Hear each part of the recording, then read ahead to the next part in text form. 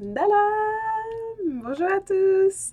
Donc aujourd'hui, j'utilise une caméra qui est un peu différente. C'est pour ça que vous me voyez un peu avec le bleu qui a un côté un peu différent, l'image un peu différente. Mais c'est en attendant de récupérer ma caméra de d'habitude qui viendra dans quelques temps.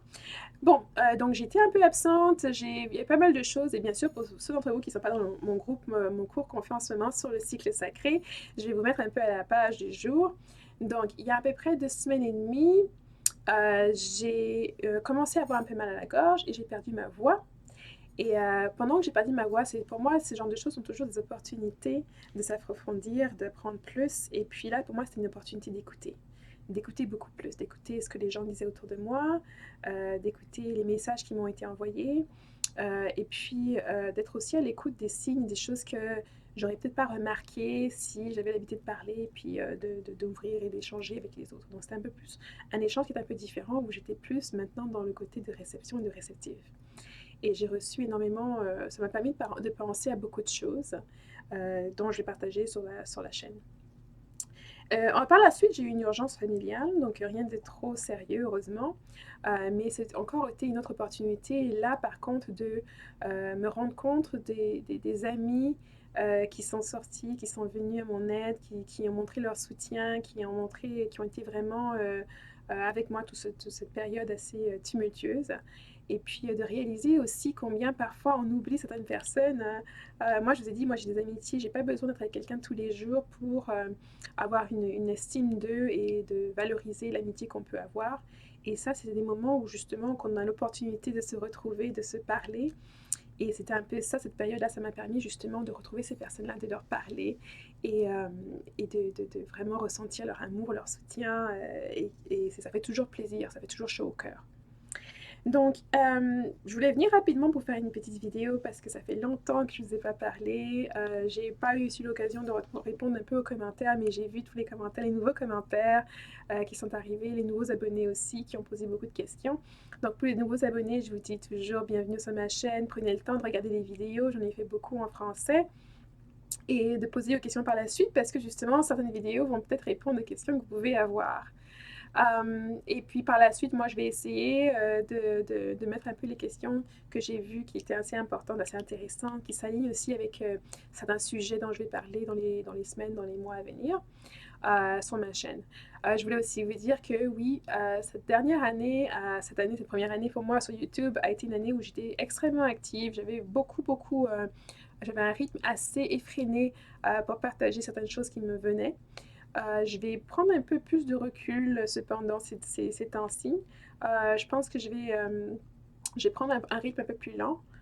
J'ai beaucoup de choses qui me viennent, mais je vais prendre le temps de vraiment les analyser, de les revoir parce que justement ma perspective pardon, sur certaines choses depuis l'année dernière n'a pas changé mais a évolué.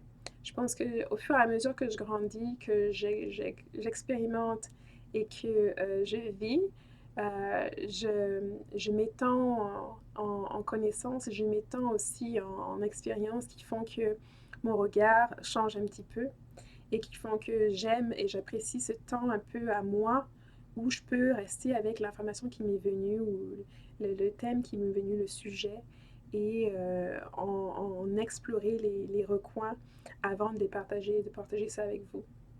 Donc, il est possible que je continue à uploader de façon effrénée, mais je préfère vous prévenir un peu à l'avance que c'est possible que ce soit une fois par semaine ou une fois toutes les 2 semaines. Ça dépendra de moi. Je ne prends pas YouTube comme un travail. J'existe hors ligne et j'aime aussi mes interactions hors ligne. Et donc, les consultations aussi sont quelque chose que je veux aussi beaucoup y mettre du temps et continuer à développer.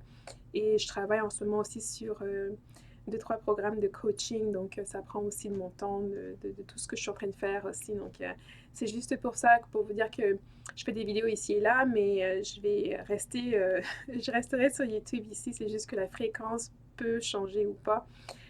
Comme vous le savez, je vous surprendrai peut-être avec une vidéo en plus ou pas. Donc, dans cette vidéo, je voulais vous parler de la prophétie et de mes observations des consultations que j'ai faites. J'ai vu que beaucoup d'entre nous, nous professons des choses qui nous arrivent plus tard. Et c'est en parallèle. Parfois, j'ai beaucoup de personnes qui disent: «Ah, je pense que cette personne-là m'a jeté un sort, cette personne-là m'a fait ci, m'a fait ça». Pourtant, lorsqu'on regarde, pour certaines d'entre nous, il ne s'agit pas de quelque chose qui vient de l'extérieur, il s'agit de quelque chose qui vient de l'intérieur. Et je sais que c'est très difficile parfois d'accepter ça ou de revoir ça ou d'être confronté à cette réalité-là, à la réalité qu'on peut en fait professer des choses sur soi-même qui vont être négatives, positives ou négatives, mais parfois c'est négatif, et qu'à un moment donné, il faut y faire face. Il faut justement faire face au poids de ces mots, au pouvoir de ces mots. Donc on parle beaucoup, beaucoup du pouvoir des mots. Je pense que j'ai fait une autre vidéo là-dessus que j'essaierai de linker ici. Mais lorsqu'on en parle, souvent on en parle de façon positive. Les choses qu'on peut manifester, utiliser ces mots pour justement manifester, réaffirmer certaines choses pour qu'elles apparaissent dans notre vie, pour qu'elles nous soutiennent. Mais on ne parle pas souvent de lorsqu'on utilise ces mots de façon négative et des conséquences que ça peut avoir. Donc il y a beaucoup de consultations où j'ai vu où ces personnes-là, ces individus avaient en fait prophétisé, créé des prophéties pour eux-mêmes lorsqu'ils étaient déjà parfois jeunes adultes, parfois adolescents, parfois même en tant qu'enfants. Un exemple, par exemple, un enfant qui est avec des parents qui se disputent, qui font même parfois appel à la violence, peut être dans un tel état que cet enfant-là peut prendre un pacte avec lui-même ou prophétiser, créer une prophétie où il va se dire moi, je ne serai jamais dans une relation, je ne me marierai jamais. Parce que l'enfant ne veut pas vivre ce qu'est le mariage, la perception qu'il a à ce moment-là du mariage. Et donc, on va voir cet enfant-là qui va grandir avec ça, qui va penser à ça, qui va réaffirmer ça au fur et à mesure qu'il grandit pendant son adolescence, pendant ses années de jeune adulte, et qui se trouve ensuite dans l'âge de se marier, dans la trentaine ou la quarantaine, à se demander si on n'a pas jeté un sort, comment ça se fait qu'il n'arrive pas à se marier, à trouver l'âme sœur, etc. Et donc parfois quand on creuse, et souvent ça se fait à travers les rêves, on creuse et on se retrouve justement à cet endroit, à ce moment où cet individu en tant qu'enfant se disait à lui-même ou à elle-même qu'elle ne voudrait pas être mariée. Et c'est de là que ça part. Cette prophétie qui, au fur des années, se réalise parce qu'on y met de l'énergie, on y met de nous-mêmes, on y croit à ce moment-là, on y met des émotions intenses à cause de ce qu'on est en train de vivre lorsqu'on parle de ça. Et plus tard, on voit ça se manifester quelques 30, 20, 25 années plus tard. Et donc là, pour pouvoir justement y remédier, il va falloir un travail sur soi. Il va falloir faire face justement à la situation qui a amené l'enfant à faire ce pacte-là, qui vous a amené dans cette direction-là. Et ça peut être difficile, ça peut être douloureux. Certains d'entre vous peuvent tout simplement écouter cette vidéo, y penser, identifier cet instant où ça a été prophétisé pour la première fois, y retourner, faire face à cette situation de façon détachée.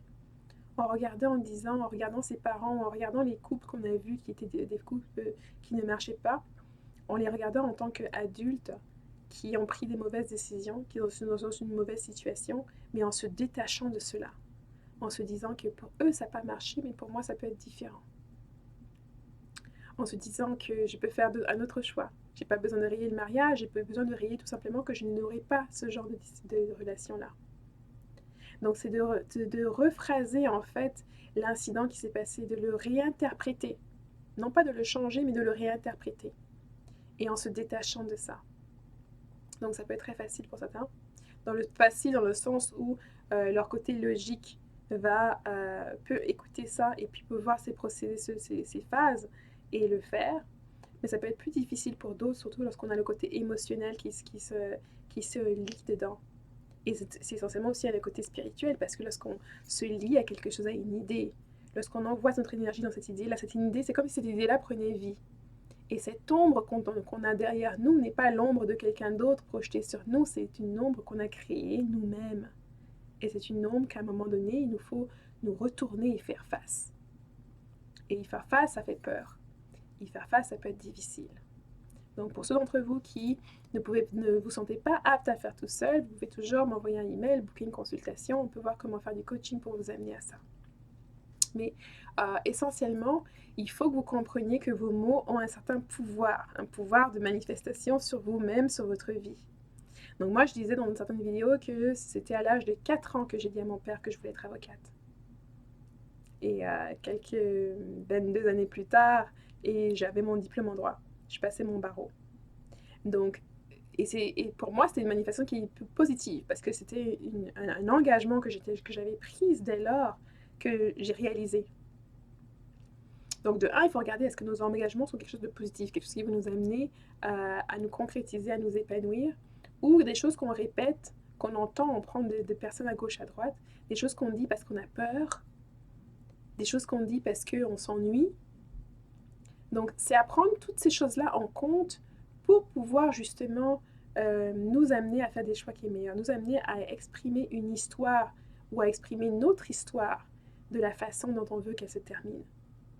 Donc, il y a des personnes qui vont vous dire « Oh, parlez pas de ce qui... Si vous arrive quelque chose de négatif, n'en parlez pas parce que sinon vous allez réveiller ça, vous allez l'augmenter, vous lui donner de l'énergie, etc. etc. » Moi, je dirais pas ça. Je dirais vous avez le droit d'en parler parce que c'est déjà... Il y a un côté thérapeutique à parler justement des choses négatives qui nous arrivent. Cependant, il y a une façon d'en parler. Okay? Donc, souvent, les gens vont attendre une fois qu'ils ont passé la tempête. C'est là qu'ils vont commencer à parler de comment ils ont surmonté cette tempête-là. C'est pour ça que c'est positif parce qu'on l'a surmontée.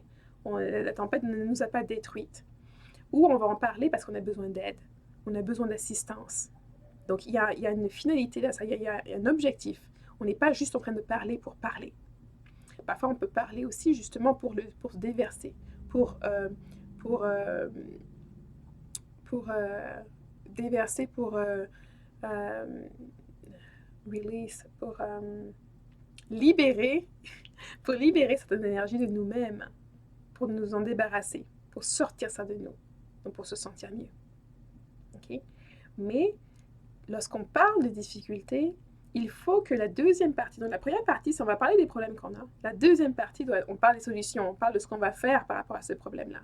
On parle ou alors on peut parler de comment est-ce qu'on veut que ça se résoudre, comment est-ce qu'on veut que ça se termine. Et c'est important de mettre aussi ce second aspect où on parle justement des choses qui sont positives. On parle, on vient contrebalancer en fait le négatif qu'on vient d'exprimer avec quelque chose de positif. Quelque chose qui va nous donner de l'espoir, quelque chose qui va nous pousser, qui va nous motiver. Ok? Donc, on a tous souvent dit des choses qu'on ne pensait pas. On a tous souvent fait des choses qu'on regrettait plus tard.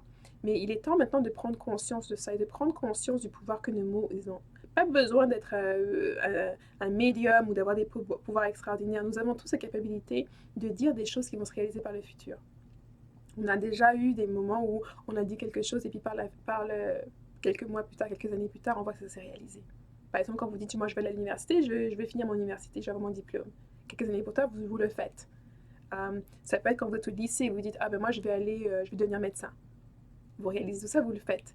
Donc c'est une prophétie que vous avez faite pour vous-même à ce moment-là quand vous étiez enfant. Les gens peuvent y voir, peuvent appeler ça d'une manière ou d'une autre. Moi j'appelle ça une prophétie parce que de ma perspective, c'est ce que c'est. Et prophétie, elle peut être positive, elle peut être négative. Prophétie, elle peut être créée. On peut la créer soi-même pour soi-même. Mais il faut en avoir conscience. Il faut aussi prendre en considération les moments, les choses qui se passent, la situation où on est. Et c'est pour ça que souvent les prophéties qui sont basées sur les émotions dans une situation difficile ne vont pas nécessairement nous servir. Parce qu'il nous faut parfois avoir un recul. Et il nous faut ne pas être dans une situation de stress.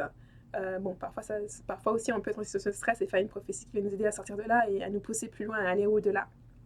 Mais il faut parfois aussi repartir et réévaluer les prophéties qu'on a fait pour soi-même, réévaluer les engagements qu'on a pris pour pouvoir être sûr que ce sont des choses qui vont nous servir et qui nous servent et pouvoir les changer avant qu'elles ne prennent une ampleur qui les rendent beaucoup plus difficiles à maîtriser, beaucoup plus difficiles à s'en débarrasser.